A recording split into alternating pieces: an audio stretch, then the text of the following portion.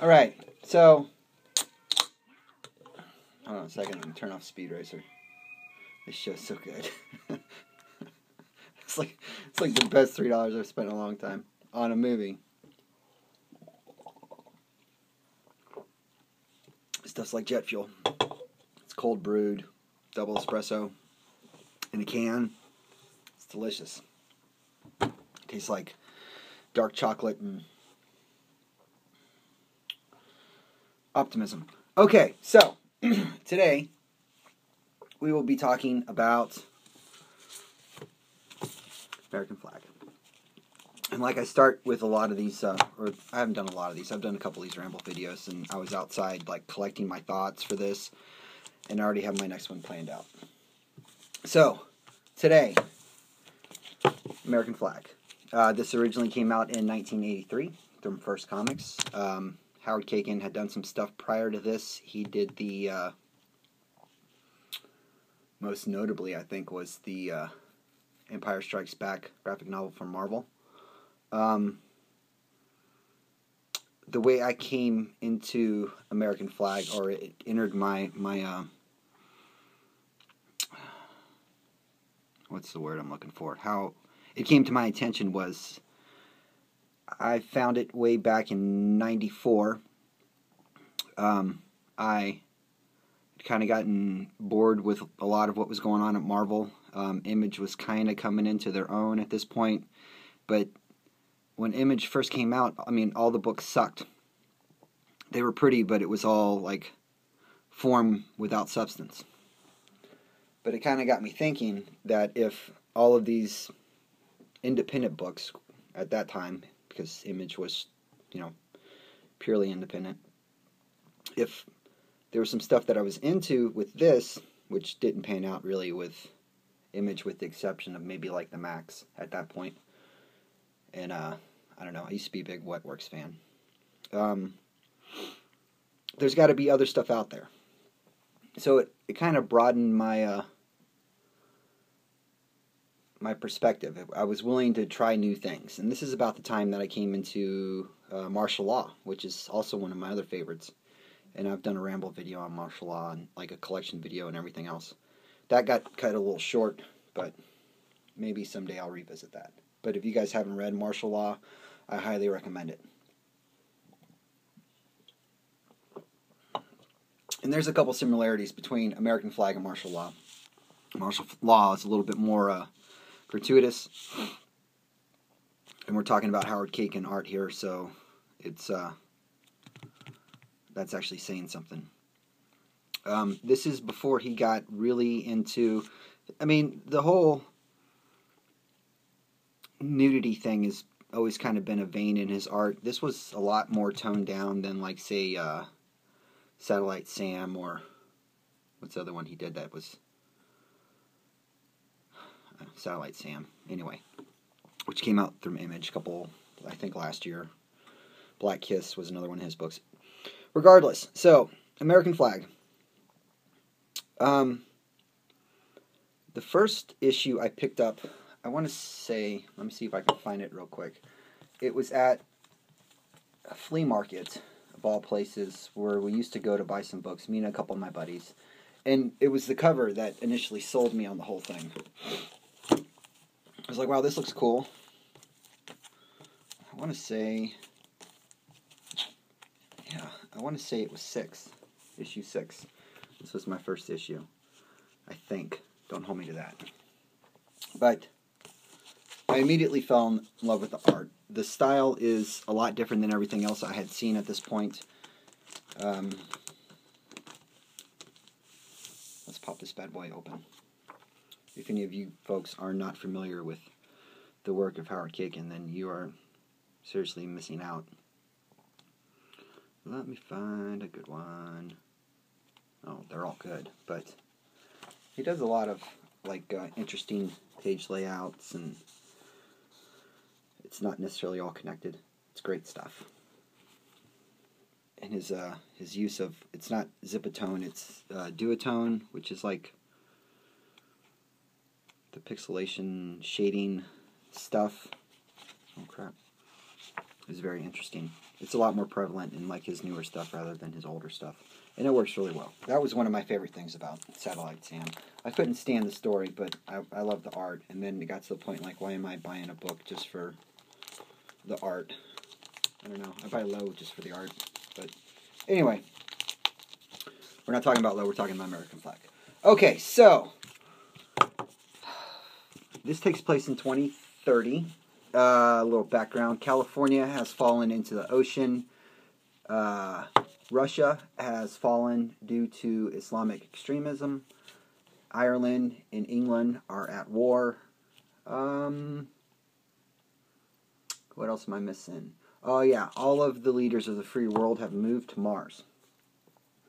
The states, well, mostly everything is run by this organization called the Plex, which is kind of like news network, corporate executive kind of thing. They regulate everything. Martial law is a Plex Ranger. He at one point was an actor for a TV show that he had some notoriety, but with the advancements of CGI, they decided they didn't need actors anymore. So they renewed the show, but they canceled the actors, is how he put it. Let me find it real quick. They keep going on and on and on about the show that he was in. Yeah, he was in a show called Mark Thrust, Sexist Ranger. Okay, here you go. Mark Thrust, Sexist Ranger. And he gets recognized a couple times as Mark Thrust. At one point they go to Brazil, and I guess Mark Thrust has got like a big fan following in Brazil. In the book, at least. So, there's that.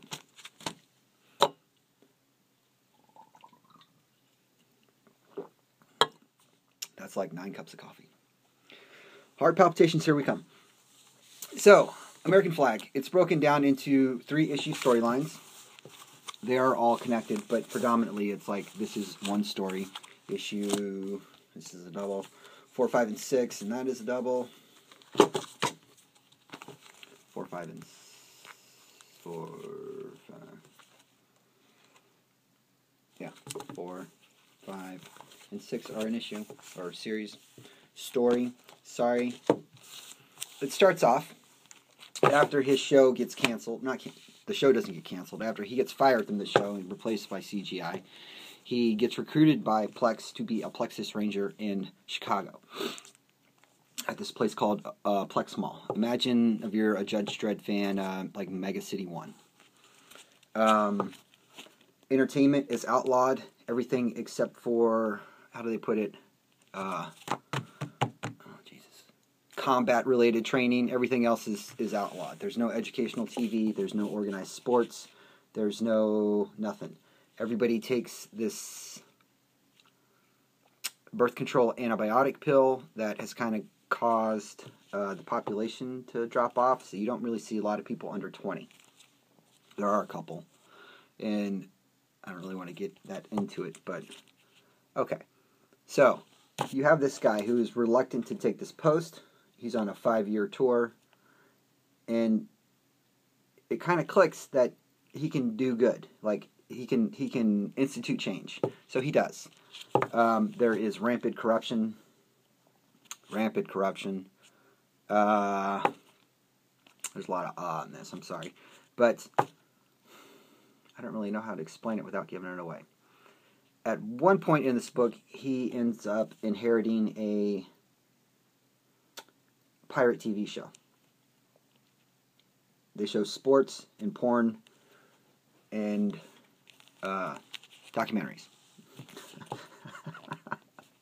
It just sounds absurd. Okay, but American Flagg. Reuben Flagg is his name. And then there is his girlfriend / partner, Amanda. And right there, that is Raul. Raul just inexplicably can talk. And at one point, Amanda makes him gloves, so he has opposable thumbs as well. Okay. Hopefully I haven't lost you yet, because this story is definitely worth checking out. At one point, Howard Chaykin did leave the book entirely. He stopped doing the art after a while, and then was just doing the script. but then he eventually left the book altogether.